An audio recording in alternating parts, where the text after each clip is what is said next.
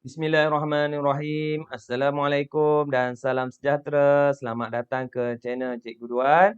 Bagi yang pertama kali masuk ke channel Cikgu, jangan lupa like, share dan subscribe dan tekan butang loceng di bawah supaya anda tak rugi, tak terlepas apa-apa video yang terbaru daripada Cikgu selepas ini. So, untuk kali ini kita teruskan dengan bab 4, tingkatan 4, subtopik 4.2, sektor tenaga. Yang pertama kita pergi kepada isu apa? Sosio-saintifik. Isu sosio-saintifik ialah apa dia? Isu apa ni? Masalah terbuka yang merupakan isu sosial kontroversi yang boleh dikaitkan dengan sains dan tekankan aplikasi moral dan saintifik kepada situasi dunia yang sebenar. Tu isu. Tu maksud dia. Masalah terbuka. Okey. Timbul disebabkan aktiviti yang dilakukan oleh siapa? Oleh kita lah, manusia sendiri yang buat. Timbul masalah ni. Kesan daripada aktiviti manusia yang menyebabkan fenomena perubahan iklim. Akibat pembebasan gas rumah hijau. Gas rumah hijau. Kesan rumah hijau mengakibatkan kemarau. Ni memang kontroversi lah. Banjir kilat, peningkatan suhu bumi, ribut taufan dan kemusnahan biodiversiti. Okey. Penggunaan sumber tenaga tak boleh baru seperti yang ni petroleum, arang batu dan gas asli meningkat setiap tahun mengikut kadar keperluan setiap negara di dunia. So, adakah dia akan habis?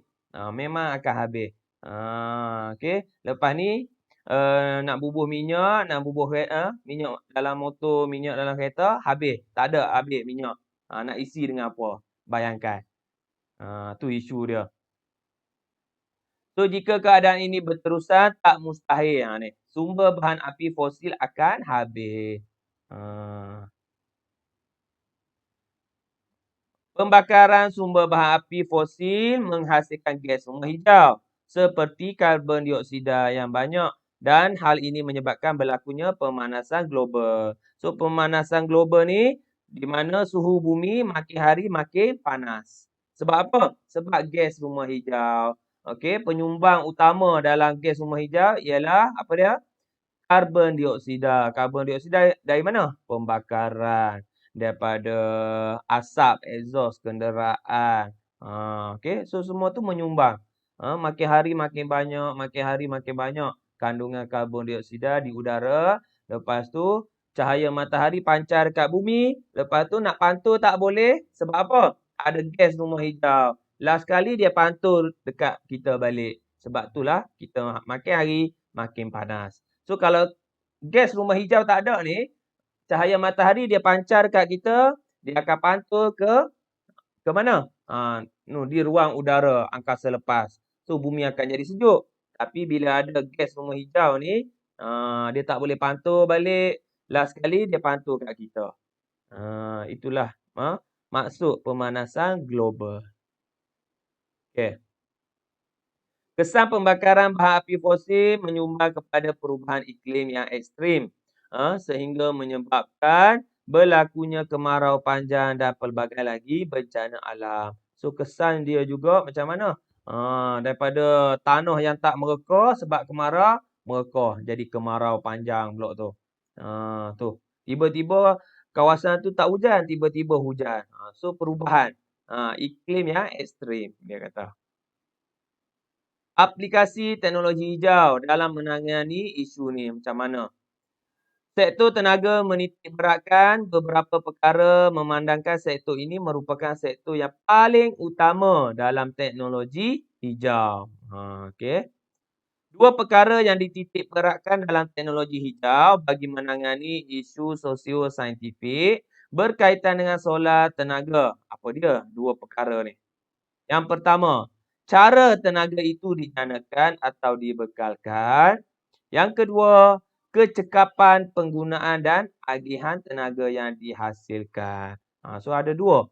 Dua benda yang penting. Cara macam mana tenaga tu dicipta, dijana. Yang kedua, kecekapan penggunaan. Okey. So, ada dua. Ni contoh. Contoh kita guna tenaga yang boleh diperbaharui.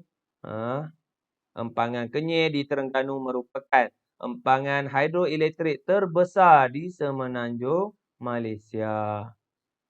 Empangan ini mengawal limpahan air banjir serta menjana tenaga elektrik di negara kita.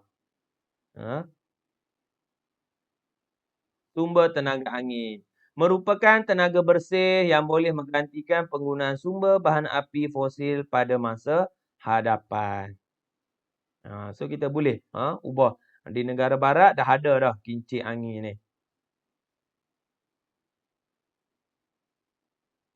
Sumber tenaga hidro. Tenaga boleh baru yang kini menjadi antara sumber tenaga utama dunia untuk penjanaan tenaga elektrik.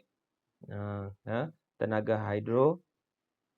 Wallahualam. So, setakat itu saja perkongsian cikgu untuk kali ini. Kalau anda suka video cikgu, jangan lupa like, share dan subscribe. Dan tekan butang loceng di bawah. Sehingga berjumpa lagi dalam video akan datang dengan tajuk 4.3 sektor pengurusan sisa dan air sisa. Wallahualam. Assalamualaikum.